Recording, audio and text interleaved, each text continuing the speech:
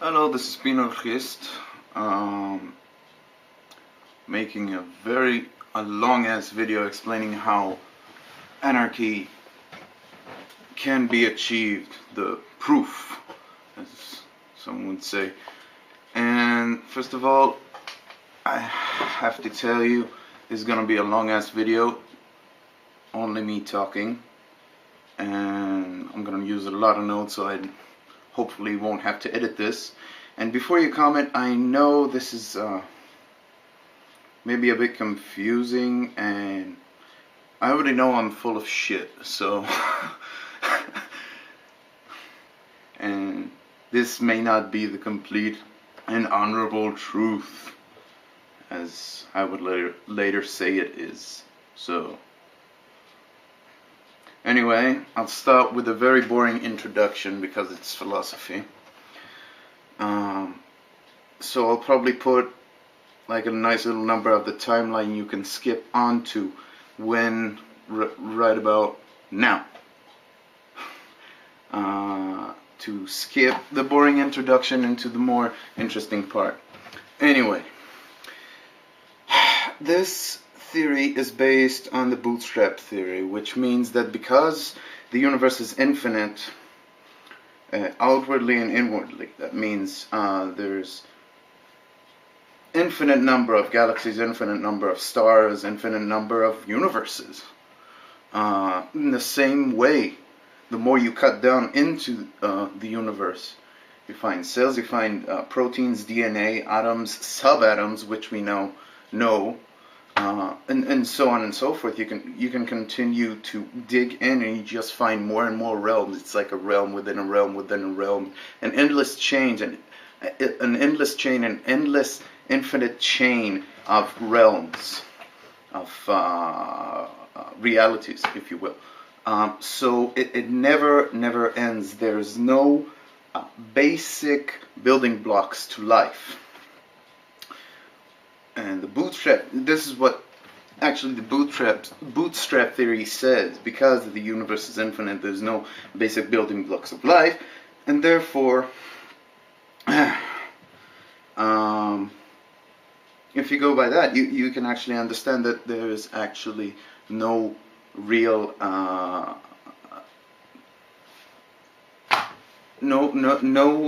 one matter or no being in charge of everything.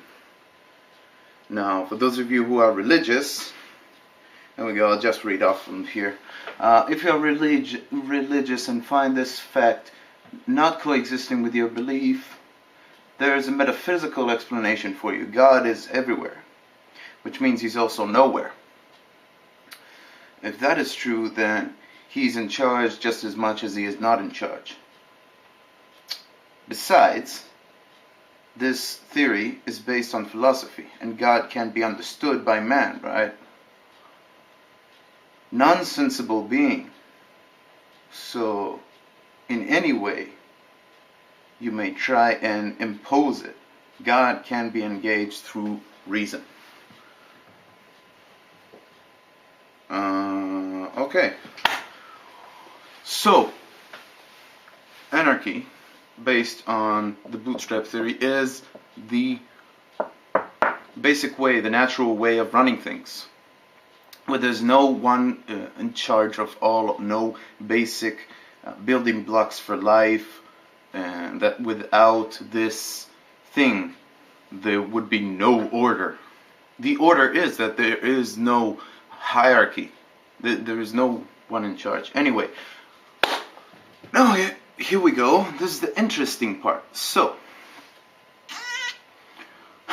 anarchy is the natural way, then why aren't we already in the state of anarchy? Well, we are. The only thing that is not letting us realize this state of anarchism is because all our thinking is based on language. And language, if you really understand it, it's actually just sounds, putting sounds in place of real things. Just find it right here.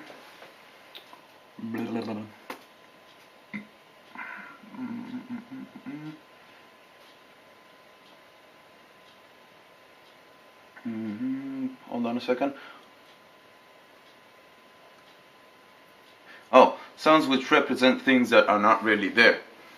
From this basic principle crystallizes ideology. You know, think about things that don't really exist anywhere in life, except for in your mind. Example, go pick up a mile and throw it on democracy, even though you are a pacifist. You can't do that, because none of those things really exist. You can't pick up a mile, you can't throw it on democracy, and just like you can't throw it on pacifism, because it's an idea and it's only as real as your belief in it. It's a dogma which you have subordinated yourself into. As the Hindus would say, Maya. And this is the illusion, which doesn't let us understand it. It's the nature of things, the nature, order of ways is complete anarchy. Where, and if you still don't believe me, go eat $1 or €1, because if they're as valuable as you think you are, they must have some kind of a, they must have some kind nutritious value. They must have some kind of nutritious value. So here's the thing: how, if this is the real truth that we are smoke screening ourselves from with ideology, how do we make others understand this after we've understood it? I'm gonna have to cut this, it's too fucking long. We don't, because people are too fucking stupid. People believe anything you tell them, which will take their own responsibility and throw it on someone else. You know, they'd be happy to point a finger at something and will believe in any kakamimi bullshit, whether complete mysticism, a complete dogma, whether it's religion or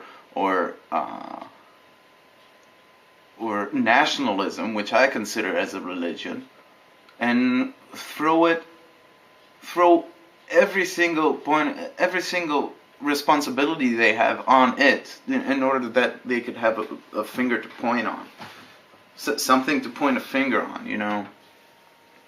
And that's just how it is. They don't want to take responsibility for their freedom, for their choices.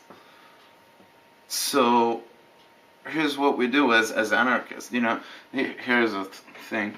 As Emma Goldman was a famous American anarchist who believed she could bring forth anarchy to the U.S. through revolution.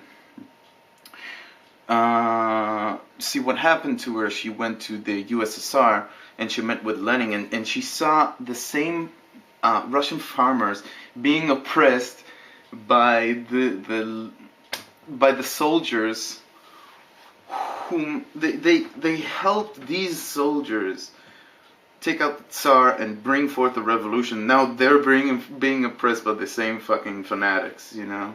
So you can't bring down an idea, the idea of power, by continuous thinking that it's something that you have to cope with.